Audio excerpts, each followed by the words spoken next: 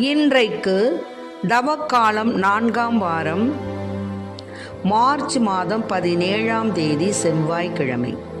இன்று புனித பேட்ரிக் ஆயர் அவர்களுடைய நினைவு விழா.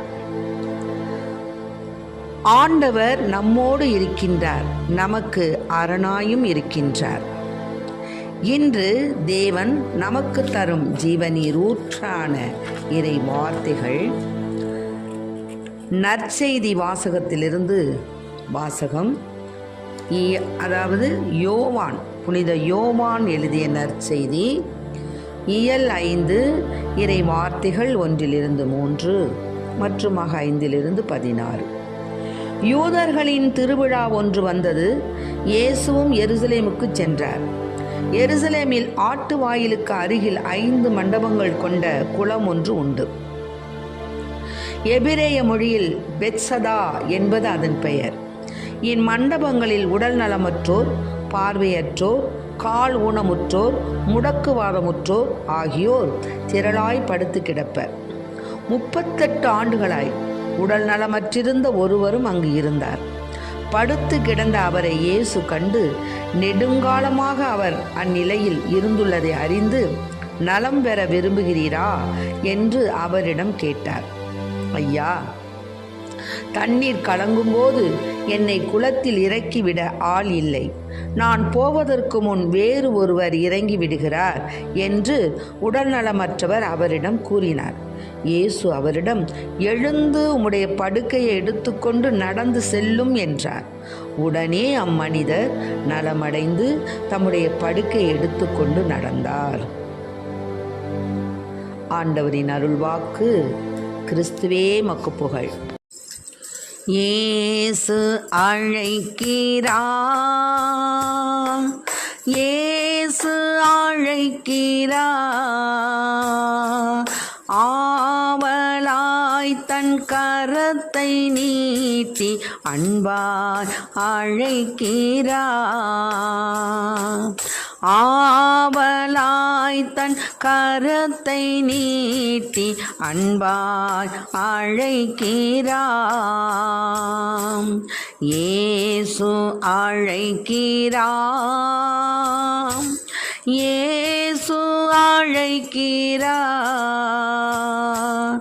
ஆவலாய் தன் கரத்தை நீட்டி அன்பாய் அழைக்கிறார்.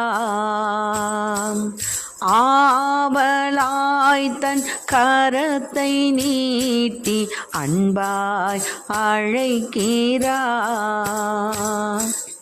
இறைவனின் குலமே,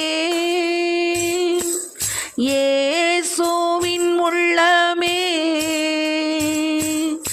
இறைவனின் குலமே, இயேசுவின் உள்ளமே. இதய அமைதி இனிதே அடைய இயேசு அழைக்கிறார், இயேசு அழைக்கிறார், இயேசு அழைக்கிறார், இயேசு அழைக்கிறார். ஆவலாய் தன் கரத்தை நீட்டி அன்பாய் அழைக்கிறார். ஆவலாய் தன் கரத்தை நீட்டி அன்பாய் அழைக்கிறார். காவலை மிகுந்தோரே, கலங்கி தாவி போரே, காவலை மிகுந்தோரே, கலங்கி தாவி போரே. காவலை நீக்கி கலக்கம் போக்க கடவுள் அழைக்கிறார். காவலை நீக்கி கலக்கம் போக்க கடவுள் அழைக்கிறார், கடவுள் அழைக்கிறார். இயேசு அழைக்கிறார், இயேசு அழைக்கிறார்.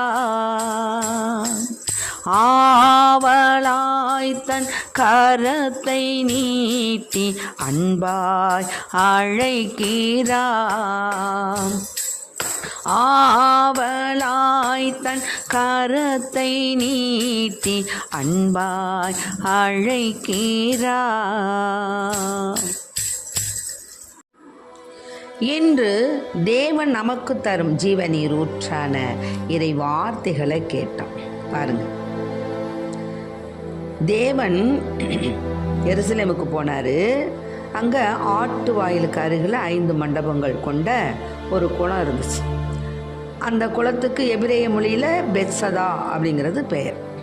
இந்த மண்டபத்தில் என்ன விசேஷம்னா, உடல்நலமற்றோர், பார்வையற்றோர், கால் ஊனமற்றோர், இப்படியாக நோய்வாய்ப்பட்ட திரளான மக்களை கொண்டாந்து அங்கே படுக்க வச்சுருப்பாங்க.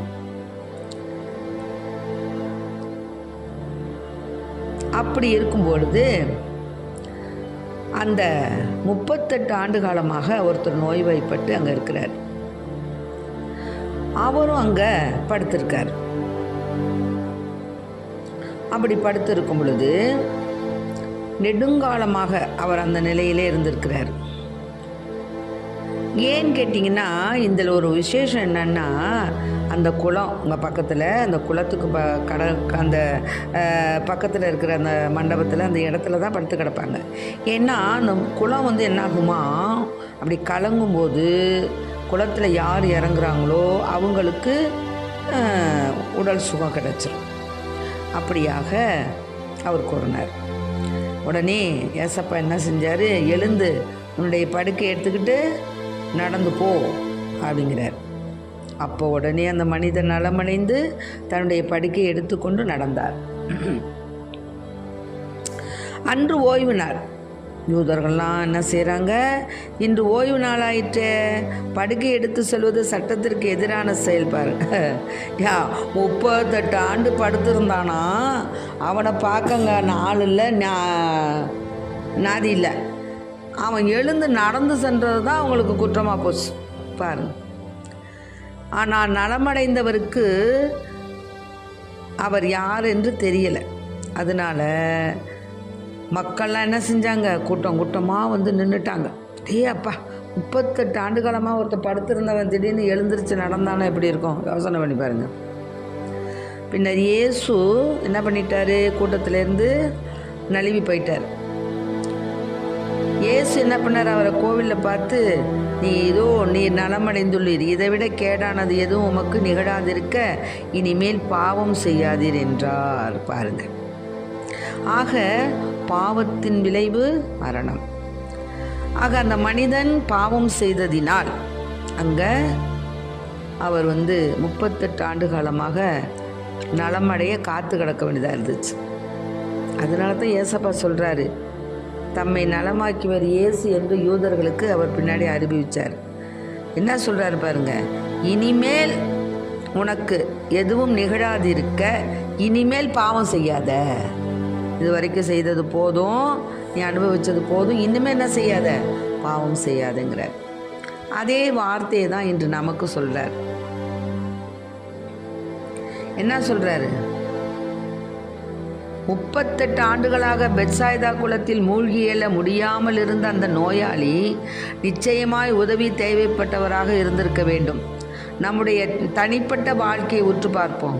எத்தனையோ ஜபங்கள் சொல்கிறோம், கோயிலுக்கு போகிறோம், திருப்பலி காண்றோம், ஜபமாலை சொல்கிறோம், ஆனாலும் திருப்பயணங்கள்லாம் போகிறோம், ஆனாலும் நமக்கு ஒன்றும் நடைபெறுவதில்லை. ஏன் நடைபெறலை? சிந்திக்கணும். சிந்தித்து இயேசுவை போல புறக்கணிக்கப்பட்ட யாராகிலும் ஒருவரிடம் நலமாக இருக்கிறீர்களா, என்னுடைய உதவி உங்களுக்கு தேவைப்படுகிறதா அப்படின்னு விசாரிக்கிறோமோ? விசாரிக்கிறதில்ல. எதை பற்றியும் கவலைப்படுறது. நம்ம உண்டு, நம்ம சுகம், நம்ம தேவை, நம்ம குடும்பம், நம்ம வாழ்க்கை, இப்படியாகத்தான் நம்முடைய வாழ்க்கை ஓடிக்கிட்டு இருக்கு. இயேசு என்ன சொன்னார்? ஃபஸ்ட்டு இறை அன்பு, அடுத்தது பிறர் அன்பு. ஆக நாம் எப்படி இருக்கிறோம்? நம்முடைய வாழ்க்கையில் நாம் எப்படிப்பட்டவர்களாக வாழ்ந்து கொண்டிருக்கின்றோம்? பிறருடைய தேவைகளை நாம் உணர்ந்து அவர்களுக்கு என்னுடைய உதவி உங்களுக்கு தேவைப்படுகிறதா அப்படின்னு நம்ம விசாரிச்சிருக்கிறோமா? ஆகவே சிந்திப்போம், செயல்படுவோம், தேவனுடைய ஆசிரை நாம் பெற்று அகமகிழ்வோம். Praise the Lord. மரியே வாழ்க.